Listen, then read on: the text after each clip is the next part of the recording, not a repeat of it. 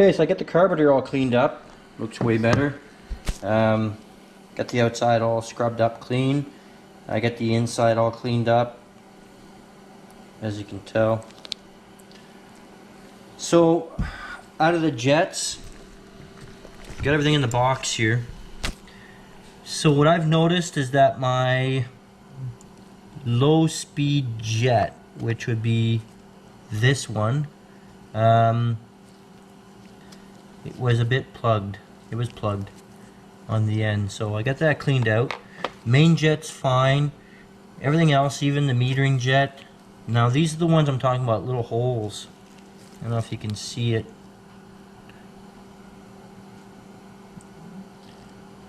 There you go. There's little holes like this all throughout on both sides, on all the sides. And you gotta make sure those are nice and clean. So they're all cleaned up. They were fine, but I cleaned them up anyway. And I'm just gonna check now on the book for the setting for the needle. And then adjust. The float is non-adjustable from the looks of it. It says you can adjust it, but don't see how, unless you bend that metal tab. So, unless you bend that metal tab, I guess that'd be about the only thing I can see. And also, here's the manual. So the manual tells me that for $19.99 or later, the jet needle E-clip position is at the 3rd position. So the jet needle number is 4HB41. It should be at the 3rd position. And then from 96 to 99, it's a different number for the jet. It's a 5D78, but it's still at the 3rd position. So, should be fine then. Yeah. So right now, I'm just going to reassemble the carburetor. Mine was on the 2nd. So I've lowered it down to the 3rd. See what that does. It might start better. That means a little bit more fuel flowing through it. So that's what I've just done.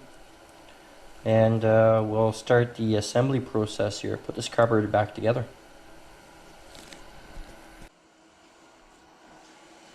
Okay, so I'm just going to start assembling this.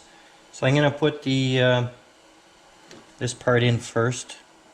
That's the one where the jet goes inside. It's like the metering jet thing. It's got the little holes in here. So you just drop it in. So it's got to go in this hole right here, and it comes out. There's only one way it goes in. So I'm going to put the jet in first, and that way I can put the diaphragm up top afterwards, so the needle will line right up.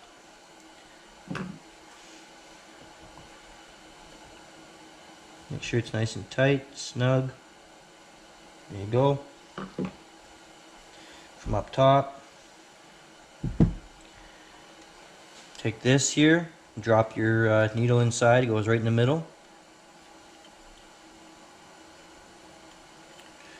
There you go, it comes out from the bottom. This can only go one way. These little fins right here, it's slotted in the carburetor. Just drop it in.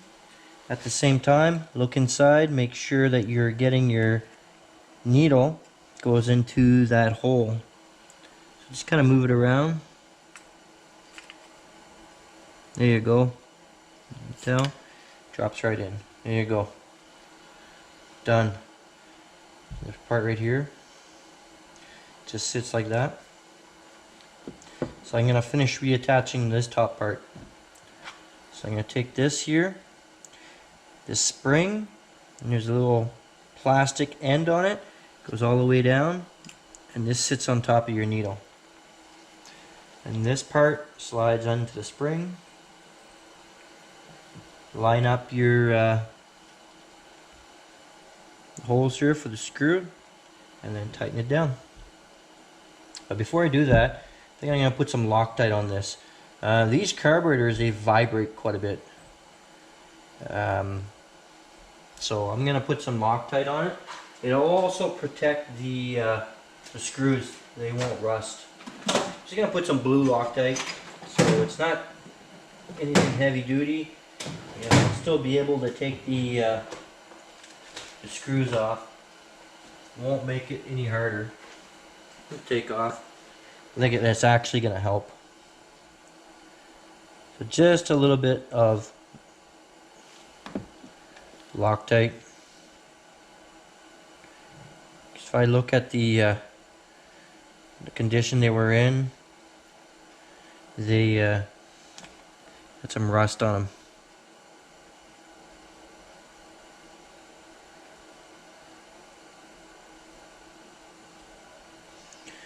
There you go, that should be enough.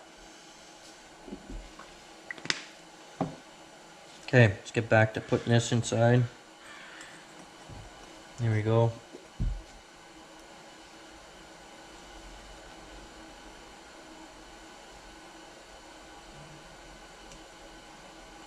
Screws on. I'm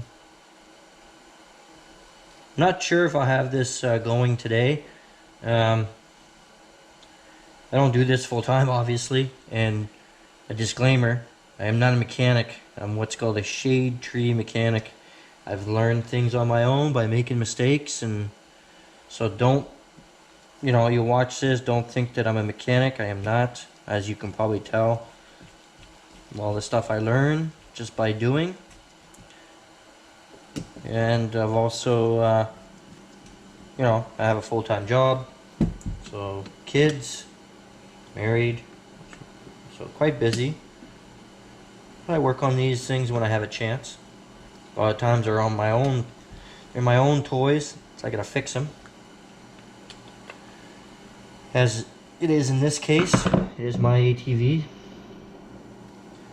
So I may not have time here to complete this today, but I will finish it eventually. I mean, it's still winter here. Winter, and we're in British Columbia, lower mainland they call it, so close to Vancouver. Winter out here means rain. Lots and lots of rain. So I don't like the ATV in the rain. So it's a good time of year to fix these things when it's raining like this. This is our little jet here. I'm too sure what you want to call it, and like an idle jet or something like that. Because I get the pilot, the main jet. Actually, I think this is called the pilot jet. That's right. Pilot jet's the small one. The main jet's the big one. So the pilot jet, I cleaned it out. It was a little, well, it was dirty. It looked to me like it was anyway, because when I put a light to it and looked down the hole, it looked like there was something in there.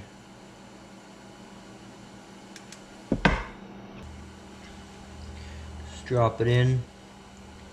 Take a tiny little screwdriver.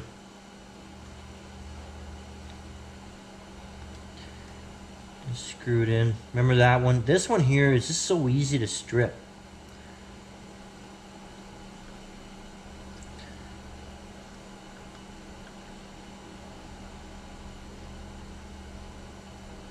Just snug it down. There you go. Should be good. Okay, next is going to be to put the what are we going to do next? Okay, let's put the float in. So this is where your needle sets in, right here, and it goes up and down, and so when it goes up, it allows flow. It lets gasoline flow into the bowl, and when it goes down, stops the flow of gasoline. So this here, there's a little O-ring on the end of it. Just put it in here.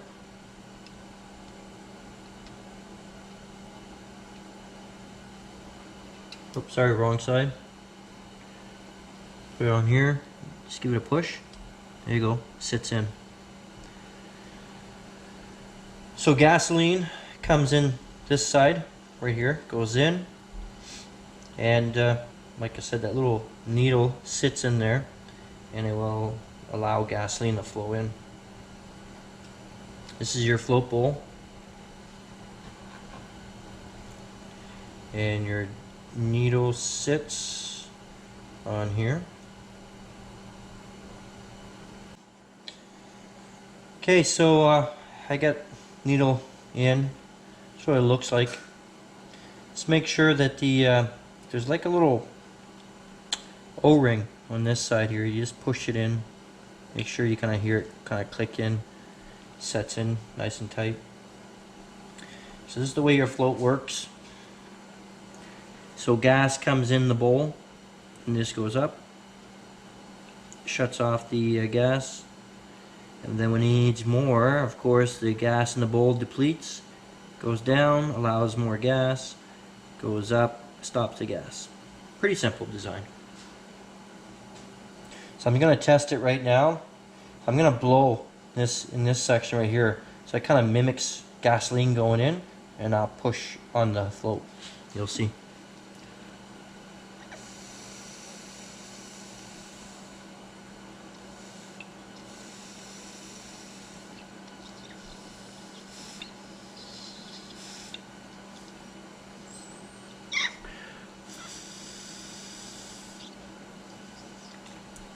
So it needs a little bit of an adjustment. I've noticed I'm able to, when it's all the way up, that I'm able to blow a little bit of air in there. So that could explain why I'm getting a little bit of gasoline coming out. So it's probably coming out the overflow. So to rectify that, you have this metal tab right here. I'm not too sure if you can see it right here. And you just bend it. So you bend it down. So what it does is put pressure on the needle valve, so that it'll push the needle valve a little bit sooner before this bottoms out. Because right now this is totally bottomed out. So I can push air through a little bit. So let's try. Okay, so now we'll put the float bowl back on. Only goes one way. There is a this little knob thing right here sticking out, has to sit in there.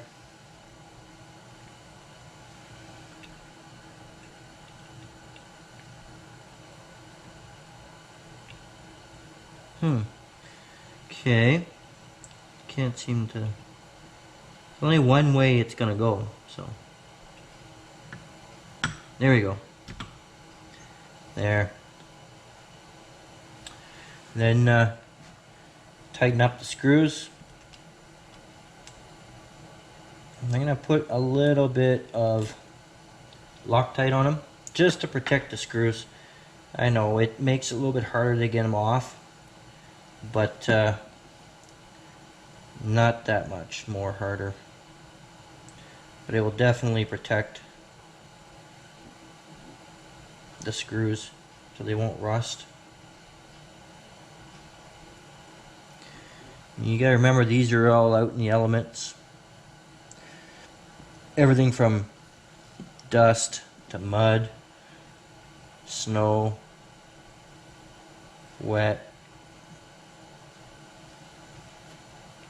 They're brass, they shouldn't, but I'm not gonna take a chance. Because if I, chances are I have to take this thing back apart one day. Hopefully not soon. Hopefully everything I'm doing right now works out. I won't know until I put it back together.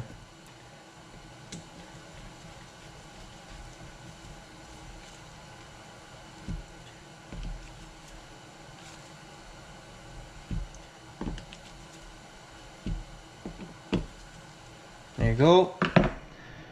Good. That's in. Now next is, well, from underneath, I've got this one here, and I think that's a air fuel mixture. So it goes right into this one here. So the manual shows that there is a little washer, and I've got it right here. And that's the other thing too, the good thing about cleaning your carburetor in a container, it's because little parts like these, oh, I almost dropped it here. Let me put on the end here. There's a little washer. I could easily have lost this, but I found it in the bottom of my cleaning pan, and by looking at the manual, I know where it goes. So it looks like it goes in first on the jet, like this, and then the spring comes after. And it goes, and I counted the turns when I took it off. It was 2.5 turns. So I'm going to do the same. I'm going to tighten it right up. And what I mean by tightening it, you just snug it. Don't overdo it. You're going to damage the needle.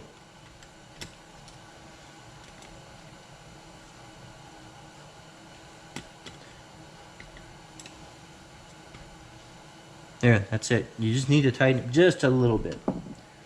So, and it's, I count 2.5 turns.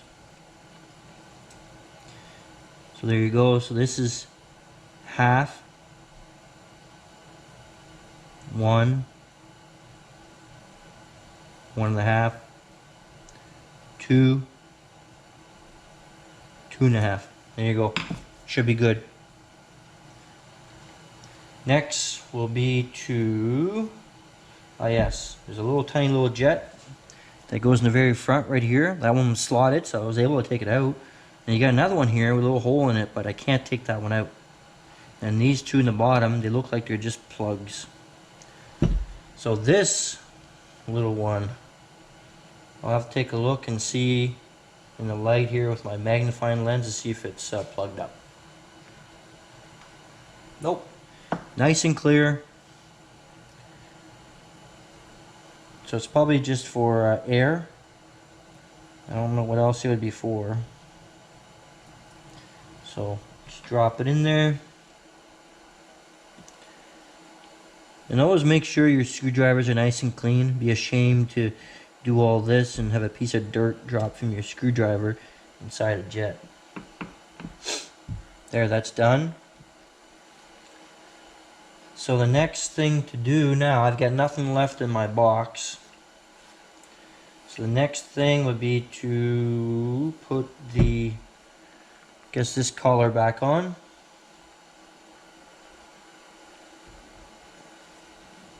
This pushes on there, no problem. Tighten it up.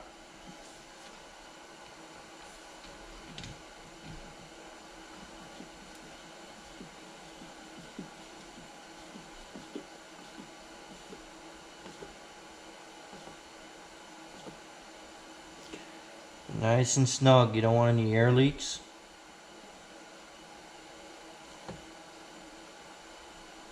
There you go. And also, remember this bracket right here? So I'm going to put some Loctite on those. Goes right here.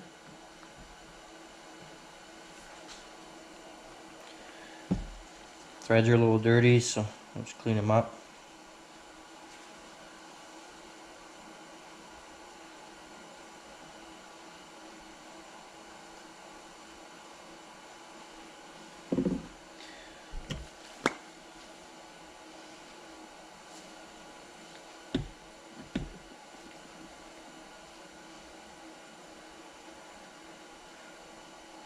A little bit of Loctite on it. This definitely, I want this not to come loose. Like I said, these little engines vibrate a little bit. It's the 500 single cylinder. They vibrate a little bit, so I mean this Loctite, the blue Loctite works pretty good. I don't want to use the red. The red usually means you don't want this thing to come off ever. And with the red, to take it off, you gotta use heat. And I don't want to use heat around a carburetor with gasoline. I don't think it's a good idea.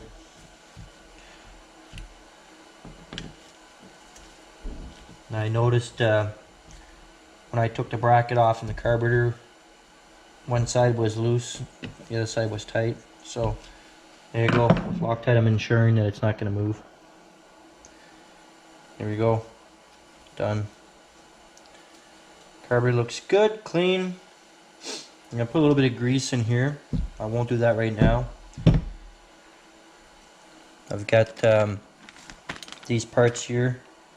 That's for the that's for, there's a plate that goes on the throttle. I've got this little O-ring, and that's broken, but Let's see if I can reuse it. I don't have another one. So it just sits in here. We'll see what we can do. Well, this is going to be another video. I don't want this to be too long. I don't want you guys to get too bored here.